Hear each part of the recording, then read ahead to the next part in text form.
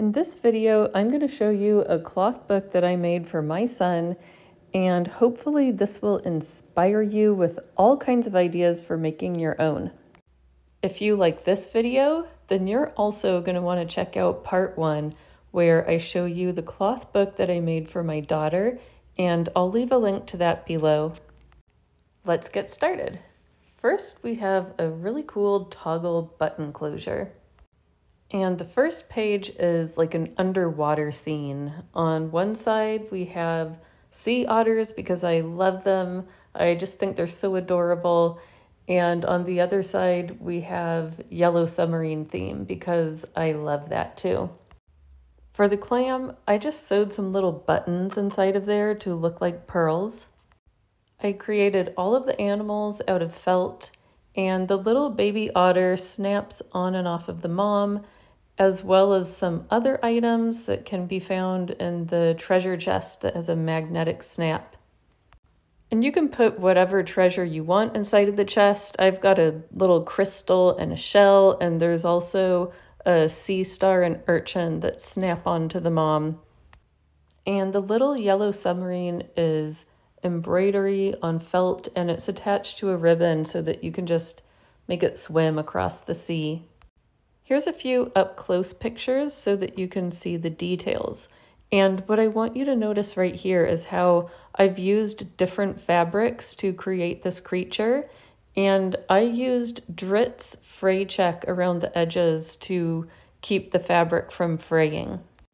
You can also create just about any object you want using felt and embroidery. Originally, this book had a mini pocket watch in it, and it got lost, but that's another option for the treasure chest. Okay, so the next page is like the construction scene with the dump truck on one side and the crane on the other.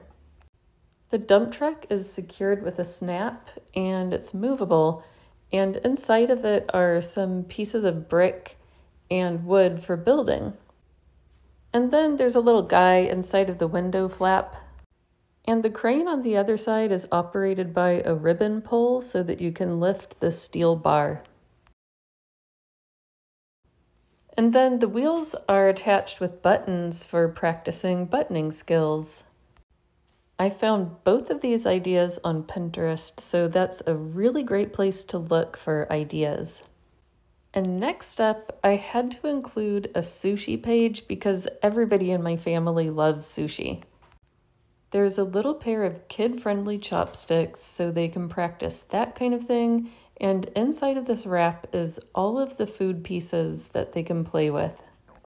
I had to do some fabric hunting and use at least 2 different fabrics to find all of these food options, but in the end it was worth it because this page is one of my kids' favorites, and they love to be able to pick from all of the food and put exactly what they want into their bento box.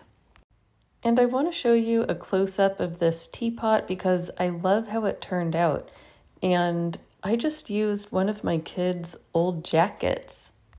So that's just another little tip that I have for you to think creatively and see what you have on hand.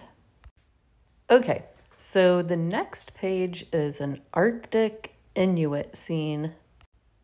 And all of the pieces are stored inside of the igloo. So for this page, I had to make all of the characters out of felt and embroidery because I couldn't find any fabric that would work. But I just felt like I have to do this page because my kids love Native American stuff. And then for this page, a kid can really imagine themselves in the scene and arrange all the characters where they want them to be. The canoe has a slot so that you can get inside of there. One of my favorite details about this page is the spears, and I just wrapped embroidery floss around the felt spear shaft. I really tried to make it look authentic, except for the Yeti, of course, unless you believe in that. I kind of think that Sasquatch is like unicorns for guys. They exist in another timeline, at least, kind of like Star Wars. The next page, I think, is my favorite page of all because I love road tripping. And I had to make this page extra long so that everything would fit. So it folds over and snaps itself onto the other side. This road trip takes you all the way from the Pacific Coast Highway to the Cabazon dinosaurs from Pee-wee's Big Adventure and all the way over to Texas. This is the little Micro Machines garage next to the motel, and these are from my friend Kelly, who also gave me the hand-dyed velour that I used on the volcano in the other book. So thank you, Kelly.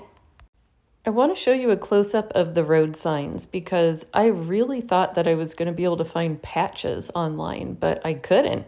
And so the idea here is that if I can find something pre-printed, like a fabric, then I use that to make it easier for myself. But if I can't, then I can always use embroidery. And it wouldn't be a Southwest road trip without In-N-Out. The next page is the outer space page, and now you can really see where it snaps together. On one side, there's a representation of the solar system, and on the other side is the intergalactic robot station. Here's a close-up of some fun alien stuff inside of the spaceship. And then I also wanted to show you how the planets snap on and off so that you can rearrange them and practice putting them in order. Here's a close-up of the planets, and I'm not sure if they're in scale to one another, but I did try to make them look as accurate as I could, at least for the latest pictures that we have of them. And here's the intergalactic robot station. This is really like a mix and match game for kids. And here again, I used 2 different fabrics so that I could get a really good variety. Here's some of the different options, and I feel like this is one of the funnest ideas for a cloth activity book ever because it's so versatile.